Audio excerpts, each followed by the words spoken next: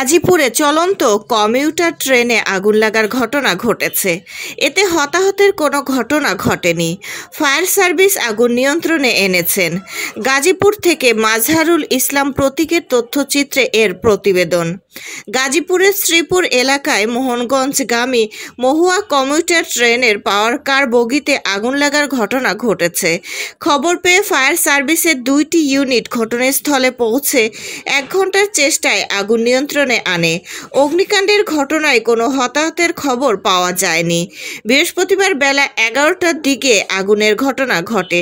ট্রেনের পরিচালক সাদাত হোসেন বিষয়টি নিশ্চিত করে বলেন, ঢাকা থেকে ছেড়ে আসা মোহনগঞ্জগামী মোহনা কমিউটার ট্রেনটি শ্রীপুর উপজেলার সাতখামাইর স্টেশনে প্রবেশের আগে ট্রেনের পাওয়ার কার থেকে ধোঁয়া বের হতে থাকে।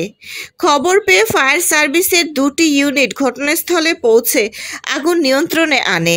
এতে কোনো হতাহতের ঘটনা ঘটেনি। দুর্ঘটনার পর ঢাকা ময়মনসিংহ রেল রুটে ট্রেন চলাচল বন্ধ রয়েছে। দুর্ঘটনার শিকার ট্রেনটি উদ্ধারের চেষ্টা চলছে।